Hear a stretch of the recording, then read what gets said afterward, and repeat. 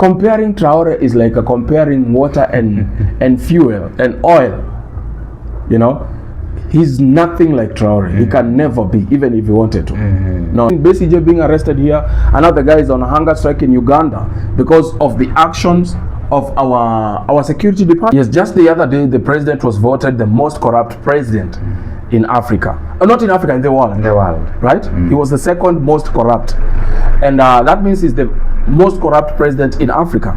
So when you associate with such a person, still there are presidents whom I believe in Africa that have dignity, and they really wouldn't want to associate with someone with such characters, because now when they see Raila Amolo Odinga with the president, they assume these two are so corrupt. Yeah. You understand? They are so corrupt to the core that they can't even.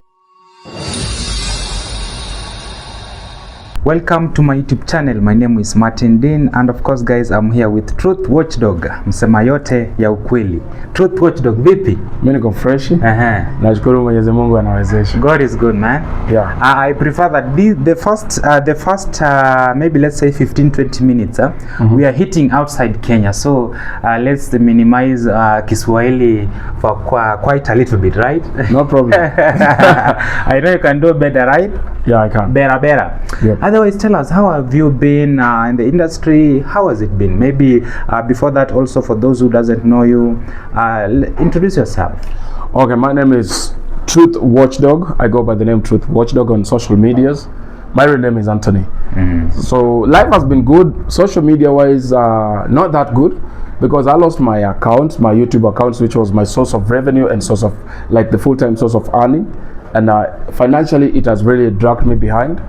But I thank God that I'm still, I'm still on my feet. I'm healthy. I'm trying to come back. Nice. Yep. Sorry for losing your channel. Maybe it has got reasons for that. Exactly. Truth Watchdog, we are here after losing a AU seat, and Kenyans are surprised. Kenyans some of the Kenyans are happy about it. Others are sad. Maybe did you expect that? Yeah, I expected a loss. You know what these politicians don't understand is they are still living in the old times, when social media is a very powerful tool. And when we had this was it in June, the 7th month of last year, this death of the young generation, we call them Gen Zs, when this was happening, the world was watching, actually. Yeah. And when I talk of the world, I'm talking of the entire Africa watching. And the way actually these politicians were intervening to these cases is also being seen. We've also been a country whereby we cannot have diplomats come for refuge in these countries from different neighboring countries. We have seen Besigye being arrested here. Another guy is on a hunger strike in Uganda because of the actions of our security department. You understand? We also have the other lady from Tanzania who was again abducted. If not for the cameras, if not for the media, that lady could have maybe could be taken back to Tanzania, and we don't know what could have happened to her. Exactly. You understand? So we are on the global eye, and people are watching our activities. So these politicians who happen to participate in this, you remember that the connection between Ruto and Raila is not that strong. But the connection between Raila and Museveni has been there for a very long time. Sure. So people are seeing these things, like probably the president is aware, not even the president and the opposition, who is supposed to be the opposition leader, Raila Amolo Odinga, knows what is going on, and they ignore all this matter and they still want to go for that seat. So I think our behavior as Kenyans, as Kenyan politicians and leaders, is what resulted to us not being trusted by that community. You understand? Yeah. And I guess that is some of the reasons that contributed to Raila's AU loss. And maybe are there any other reasons? Because Kenyans were saying that President Ruto, due to the outside picture of how he handles matters in his country, really contributed in this, and also him being a criminal sometimes back and currently is still a criminal, really contributed to this. And also back at home, there are these particular issue of Gensis, and also you have tackled that. Maybe do you think some of those reasons really made this possible? Yes, just the other day the president was voted the most corrupt president in Africa. Not in Africa, in the world. In the world. Right? He was the second most corrupt. And that means he's the most corrupt president in Africa. So when you associate with such a person, still there are presidents whom I believe in Africa that have dignity, and they really wouldn't want to associate with someone with such characters, because now when they see Raila Amolo Odinga with the president, they assume these two are so corrupt. Yeah. You understand?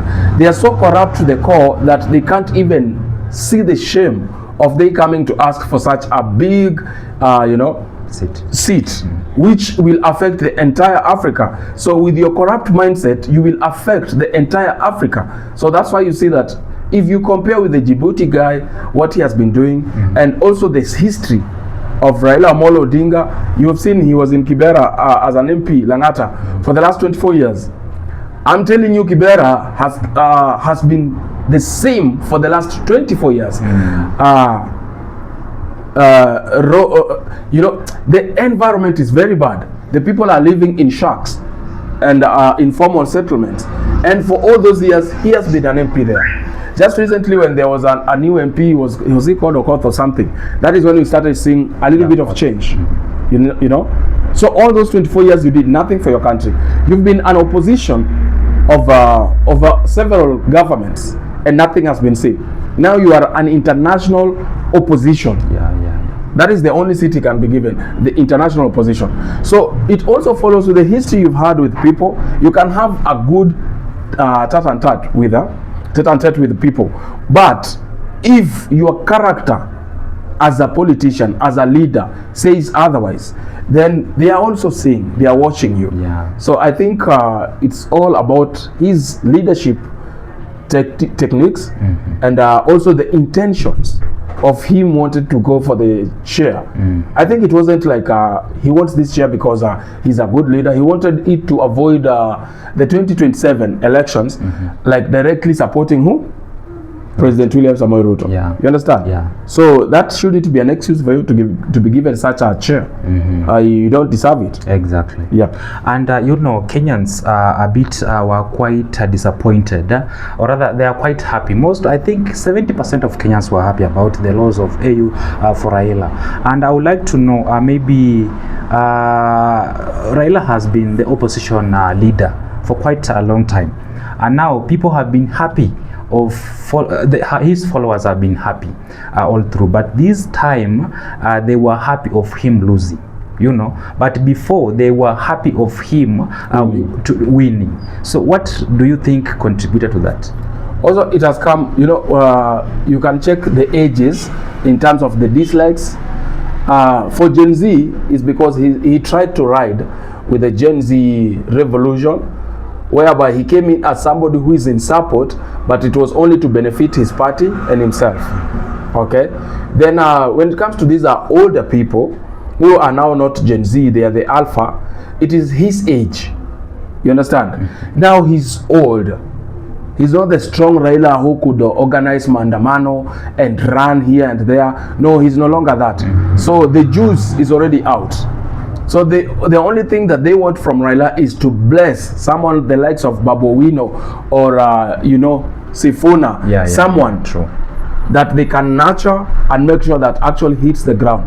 That is what they are looking up to. But him now running again at the age of 80, we've seen how Biden failed America, and they are afraid, like, hey, you understand? So that's why I think the age is the problem here, and also he has not been faithful.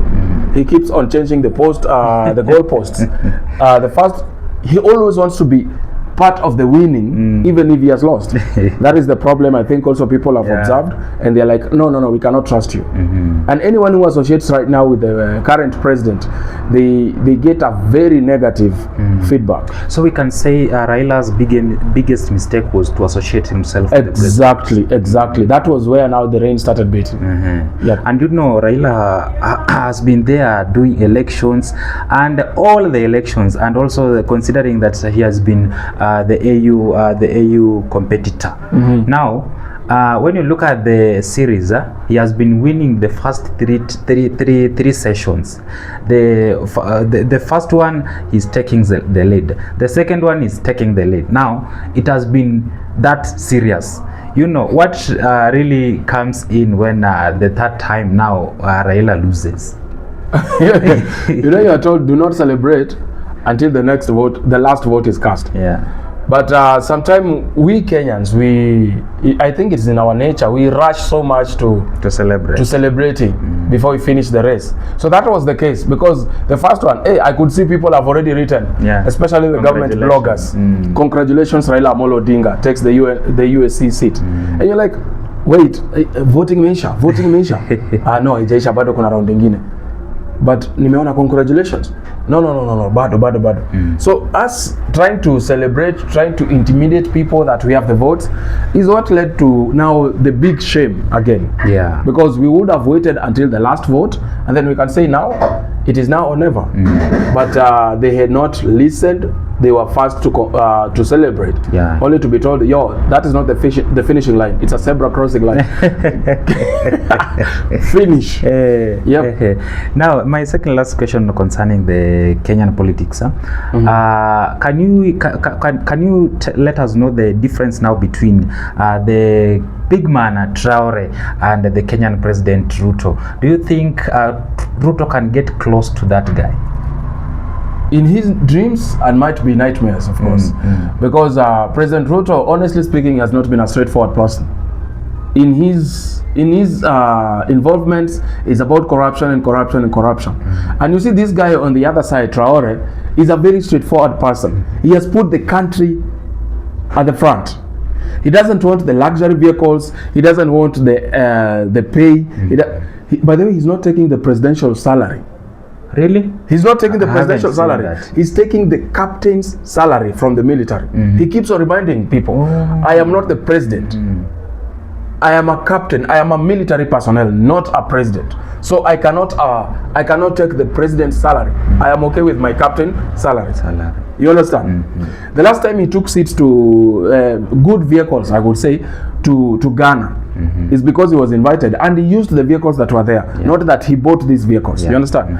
So it's comparing Traore is like comparing water and fuel and oil. You know, he's nothing like Traore. He can never be, even if he wanted to. No. He has had many chances to do the right thing. Initially, when President Ruto, when he started, he was a person of power. He started like a Murkomen. I don't know where these are, and this is Kalenjin leaders. I'm not saying Kalenjin community, but Kalenjin leaders. When Murkomen started, we started with him, and he was a guy of a go-getter for his people. It wasn't about him, it was his people. Same with President Moi. It was about his people. I don't know why they change in between. You know, they don't die with the spirit that Money changes people. But some people don't change. Traore hasn't changed. I have seen even Paul Kagame hasn't changed. You know, but they are rare gem. I would say they are rare gem. Also, this guy, a Kenyan one, PLO Lumumba, hasn't changed because of money. He was sometime employed even by the government. I think it was the government of Uhuru, whereby he was fired because he could not facilitate corruption. But at the end of the day, at least there are people whom you believe. But then I'm stepping up as an MP. Really? Yes. All the best. I'm stepping up as an MP, Ruto constituency. And the reason is not because I'm not a politician. I'm not a good one. I don't know how to lie so much. I will find I'm biting my tongue. I think sometime when you want things done the right way, you better step up and do them yourself. So that is why I want to handle I don't know whether I will get the votes, but I believe I have the solution to our problems, because we are our problems. True. And I think if we remind ourselves and be honest with ourselves that we've put these people in power and now they are eating into us because of our actions, it is high time now we change from politicians at least to leaders, and probably we'll see the difference. What next step now for Ruto, because for Ruto and Raila, because it has been seen worldwide that failure is everywhere. What step do you think now is between the two? And also that was the biggest plan for Raila from Ruto. Maybe now, what next step do you think it is coming? I think he should retire from active politics. If I was to advise former Prime Minister Raila Amolo Odinga, respectively, I would ask him, sir, it is time now when you start counting your blessings. It's time now you start nurturing us. It's time you watch now from the sideline and say, I did my best. Now let me sit on the side and hopefully you young ones do me right, do me justice. I would urge him to go home. Even President Ruto, I would ask him to resign. You know, sometimes when you want to avoid trouble, sometimes you just check, you evaluate yourself, you realize you are the source of the problem, and you step aside. It doesn't kill you. So for now, I would just ask Baba, respectively, go home. Go home and Relax. Take your porridge, nyoka. Take your fish. Just watching. Take the cool breeze from Lake Victoria. Enjoy the last few years God has given you. Yeah, true. Stop all these games. It's done. You know, it's done. Now, do you think their relationship will somehow go down because of the betrayal? For now, you know, me, if I'm at the age of 80 years, I would consider so much at the peace of mind and my relationship with my God. So I would ask Raila Amolo Odinga not to see the president as his failure, or he led to his failing. I would ask him to consider everyone as their brother and child. You understand? I would ask him to be patient with everyone, to be forgiving, to be accepting, because that is what is supposed to happen. Yeah. When you reach that age, mambo mingi, no. Just a calm man who is like, politicians can go and consult. Yeah. Tumemaliza, I think you can talk to fans, tell them something, and also let them know where to find you for some 2-3 reasons. Ama mtu anataka advice nini.